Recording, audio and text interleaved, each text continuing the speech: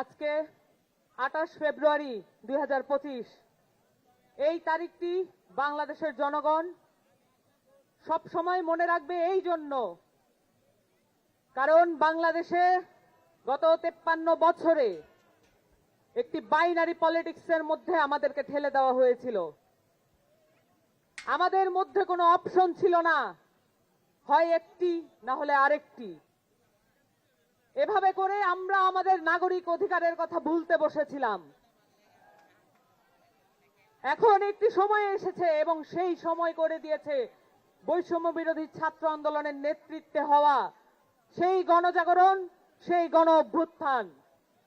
24 জুলাইয়ের গণ অভ্যুত্থানের মধ্য দিয়ে আমরা এই বাংলাদেশের নতুন রক্তক্ষয়ী ইতিহাসের একটি সমাপ্তি ঘটানোর স্বপ্ন দেখতে পারছি। এই স্বপ্নের মধ্য দিয়ে আমরা বাংলাদেশের একটি রাষ্ট্র পুনর্গঠনের কথা বলছি। কেন আমাদের এই রাষ্ট্র পুনর্গঠন প্রয়োজন? কারণ এই বাংলাদেশে কখনো বাংলাদেশকে অ্যাজ এ স্টেট, একটা রাষ্ট্র হিসেবে স্ট্যাবলিশ করার কোনো প্রচেষ্টা গ্রহণ করা হয় নাই। এই প্রচেষ্টা গ্রহণ করার উদ্যোগ আমাদেরকেই নিতে হবে। জুলাই অভ্যুত্থানের শহীদদের যে আত্মা, তাদের ত্যাগ আমাদের উপরে এই দায় চাপিয়ে দিয়েছে। এই দায় অস্বীকার করার কোনো উপায় নাই। আমরা অভ্যুত্থানের মধ্য দিয়ে একটি রাজনৈতিক দল গঠনের যেই চেষ্টা করে যাচ্ছি, যে আকাঙ্ক্ষা ধারণ করে যাচ্ছি, এই আকাঙ্ক্ষার কারণে মূলে আছে এই দেশের মাটির প্রতি আমাদের ওয়াদা, এই দেশের মানুষের প্রতি আমাদের ওয়াদা। এই দেশের মানুষের সালে সালে, বছরে বছরে যে স্ট্রাগল রয়েছে, যে সংগ্রাম রয়েছে, এই সংগ্রামকে আমাদের মধ্যে ধারণ করতে হবে।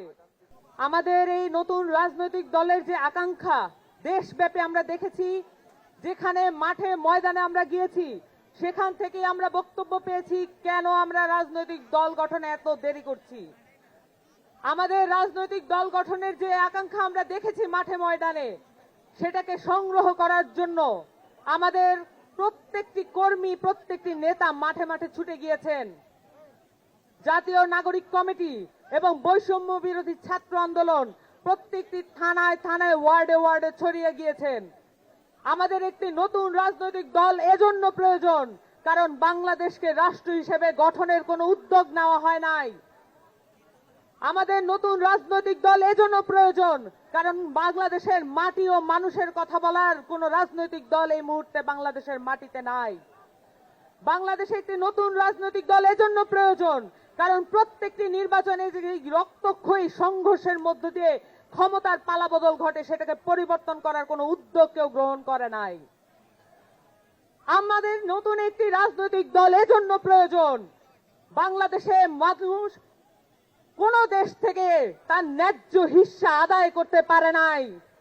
বাংলাদেশের কোন রাজনৈতিক দল, কোন রাজনৈতিক পক্ষ, কোন ফরেন মিনিস্টার পারে নাই আমাদেরকে ন্যায্য হিস্সা আদায় করে দিতে। আমাদের যত প্রতিবেশী দেশ আছে, তাদের সাথে আমাদের নতজানু পররাষ্ট্র নীতি আমাদেরকে পিছিয়ে রেখেছে। সেখান থেকে মুক্তি পাওয়ার জন্য আমাদের একটি নতুন রাজনৈতিক দল প্রয়োজন। এই কথাগুলো আমরা গত 5 মাস ধরে বাংলাদেশের মানুষের কাছ থেকে আদায় করে এনেছি। তাদের মুখ থেকে আমরা শুনেছি তারা নতুন রাজনৈতিক দলের কাছ থেকে কি কি চান। আমরা শুনেছি তারা দুর্নীতি বিরোধী একটি সমাজ চান। আমরা শুনেছি তারা চাঁদাবাজ বিরোধী একটি সমাজ চান। আমরা দেখেছি তারা বলেছেন এদেশে কোন রাজনৈতিক পক্ষ যাতে বাংলাদেশের মানুষের মধ্যে বিভাজন তৈরি করতে না পারে, এমন একটি সংস্কৃতি তৈরি করতে চান। বাংলাদেশের সহজ সরল খেটে খাওয়া মানুষের রাজনীতি যারা করবে, তাদের কথা বলার জন্য একটি রাজনৈতিক দল প্রয়োজন। এবং সেই রাজনৈতিক দল এই 24 গণ অভ্যুত্থান আমাদেরকে সেই সুযোগ করে দিয়েছে।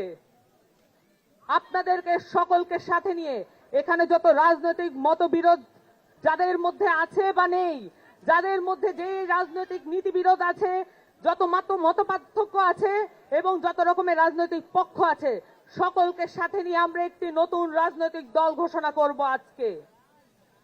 আপনাদের সকলকে সামনের দিনের লড়াই সংগ্রামে একত্রে থাকার আহ্বান জানিয়ে, আশাবাদ জানিয়ে, আকাঙ্ক্ষা জানিয়ে একটি বক্তব্য, আমার বক্তব্য শেষ করছি। ইনকিলাব জিন্দাবাদ।